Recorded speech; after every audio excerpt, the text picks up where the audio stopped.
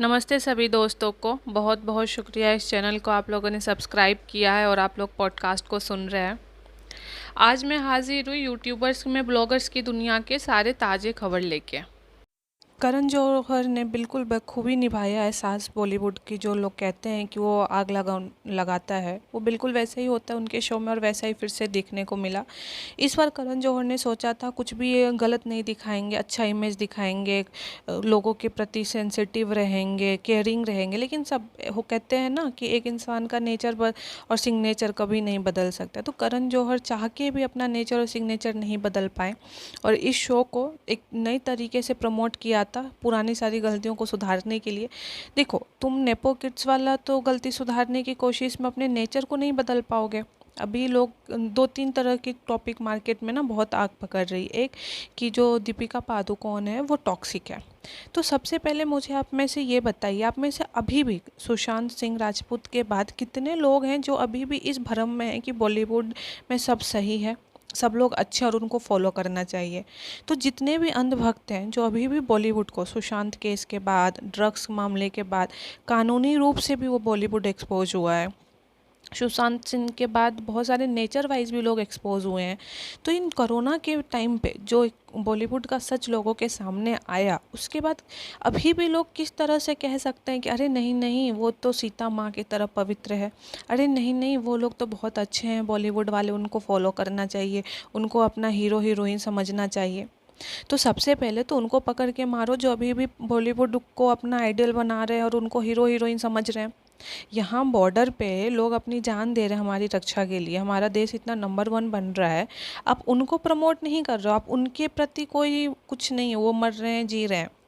जिस लोगों की पोल ऑलरेडी भगवान ने खोल दिया आपके सामने, अब उसका सच एक या दो सच आपके सामने आ जा रहा है, तो इतना पागल होने की क्या ज़रूरी है।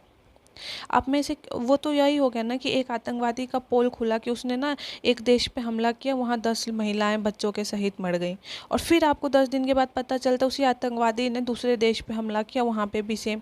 अरे भाई, वो आतंकवादी हैं, बॉलीवुड वाले जो हैं वो नशा करते हैं, वो गलत इंसान है। तो जब उनके बारे में आपको 2 साल पहले सच पता चला, और 2 साल के बाद भी उनके तरफ से आपको क्या अच्छा पता चलेगा। वो नशा लेते हैं, उल्टे सीधे काम करते हैं, देशद्रोही कामों में सपोर्ट करते हैं, छोटे संस्कार कैरेक्टरलेस सब कुछ है।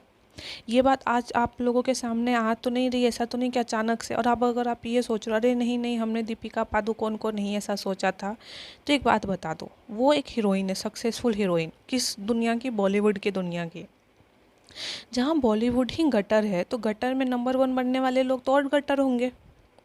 ऐसा तो है नहीं कि वो शाहरुख खान के जैसे आम लोगों की फेवरेट थी, वो शुरू से ही कैरेक्टरलेस होके ही फेमस हुई है।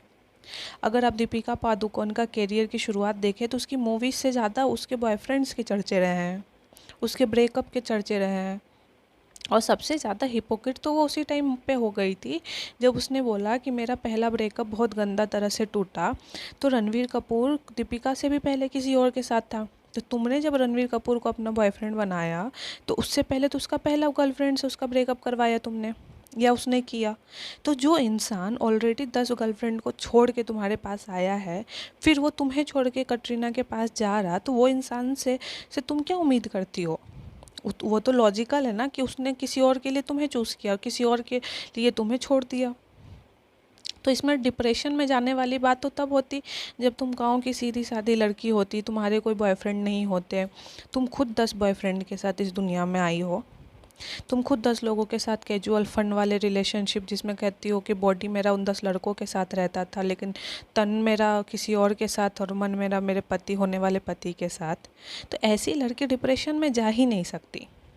डिप्रेशन में जाने वाले वो लोग होते हैं जिनको पहला प्यार होता है, जो किसी और लड़के के बारे में ना सोचे होते हैं, फिर उनको धोखा मिलता है। फिर हाँ, मैं मान सकती हूँ कि वो लड़की डिप्रेशन में गई।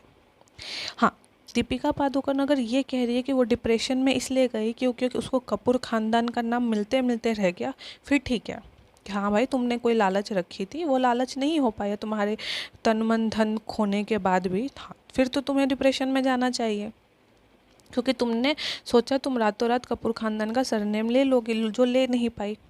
फिर तुमने खान परिवार को पटाना शुरू किया। अब उससे तुम्हारा रोटी चल रहा है, और उससे भी ज़्यादा तुम्हारा रोटी चल रहा है। दूसरे देश तुम्हें पैसा देते हैं कि जाओ इंडिया के खिलाफ बोलो, हम तुम्हें पैसा देंगे, तुम्हें ये इवेंट में भेजेंगे।